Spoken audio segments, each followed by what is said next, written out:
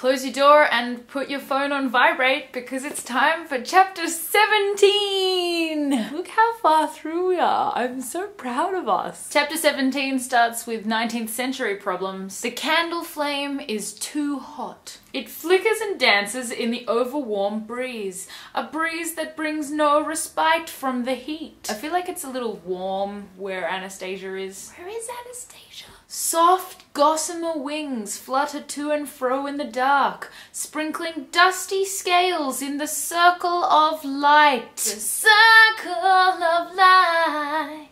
I get it.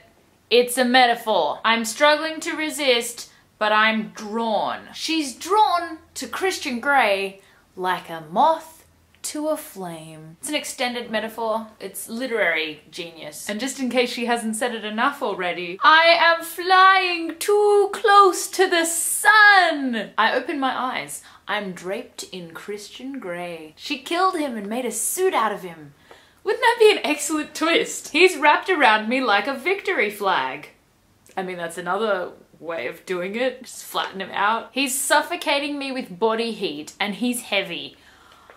You get what you want and you're still not happy, are you? You little, annoying, fictional character. Harsh words from Emily. He's woken up with a boner. I flush, but then I feel 7 shades of scarlet from his heat. Only 7 shades? I feel like there should be more shades. I can't pick a number exactly, but more than 7. I belatedly realize that my behind is no longer sore. Why is that belated? You just woke up. It's not like you could have realized it any earlier. Belatedly. Pregnant. I found the word pregnant. Sunday, he says. And the word is pregnant with an unspoken promise. Everything deep in my body uncurls and then clenches in delicious anticipation. Everything deep in your body uncurls and then clenches. That's... oh. I head for the kitchen, needing a cup of tea. Oh, Anastasia and her tea. I glance at the mean machine. It's only 7:52. I have time. Time for what, Anastasia? To go on iMovie or play with your MacBook Pro? Oh no, just to check your email. God. Dear Mr. Grey, you wanted to know why I felt confused after you. Which euphemism shall we apply? Spanked, punished, beat, assaulted me. I don't know that any of those were euphemisms, but okay. I felt demeaned, debased, and abused.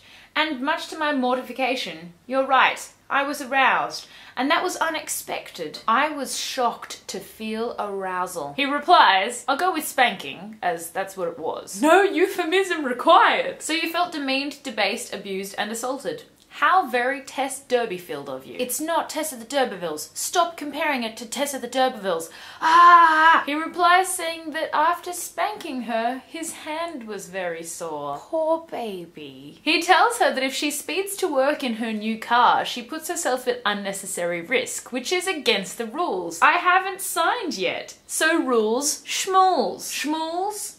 Not sure that appears in the Webster's Dictionary. E.L. James. So familiar with the Webster's Dictionary. Anastasia says that descriptive linguistics is a hard limit for her. Now she's making S&M jokes. On her last day at work, a motorcycle courier turns up to deliver her a Blackberry from Christian Grey. I put the thing in my back pocket. Hating it already. Why do you hate it? She's such a technophobe. It buzzes once again against my behind. How apt, I think, ironically. So ironic. Christian Grey emails her saying, I'll meet you at 1 on Sunday and the doctor will see you at 1:30. They're going travelling through time. No, she's probably just getting a medical. Taylor says Christian is a good man. Taylor's a superhero, you gotta believe what he says. Jose joins us with Chinese takeout at 8. He also brings beer. We fondly and loudly reminisce as the beer takes effect. It's been a good 4 years. I'm feeling nostalgic about it already. Elliot's come over and is doing PDAs with Kate. We are too uncomfortable with the unrestrained sexing unfolding in front of us. There is sexing happening.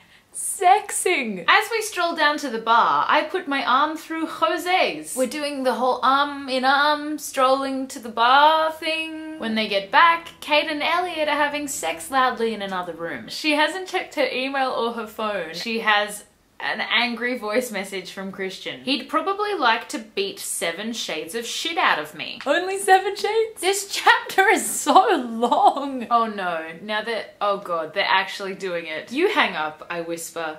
No, you hang up. No, you hang up. They've just moved house and I'm still in the same chapter. This is the longest chapter in the world. Elliot's leaving and Anna says, say hi to Christian for me. Just hi? His eyebrows shoot up suggestively. This is his brother. What are you gonna say? Say, hey sexy man, to your brother for me. A delivery boy comes around holding a bottle of champagne and a helicopter-shaped balloon. Holy crap, when will this chapter end? Her subconscious is nagging her to unpack the apartment, pursing her harpy lips together. Harpy. She has harpy lips. But it's Sunday, so her inner goddess is beside herself, hopping from foot to foot. My inner goddess has her pom-poms in hand. She's in cheerleading mode. Hooray. They made the newspaper with a photo of them at graduation, but it just says Christian Grey and friend. He says, are you hungry?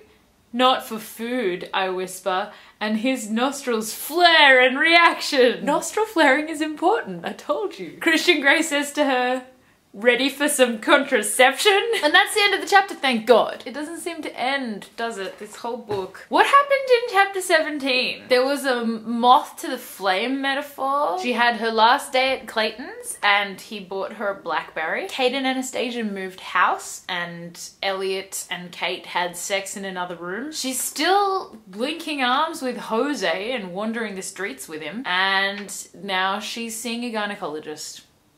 So that's sexy. There was no crying and no sex in this chapter.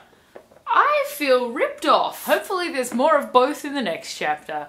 Until then, bye.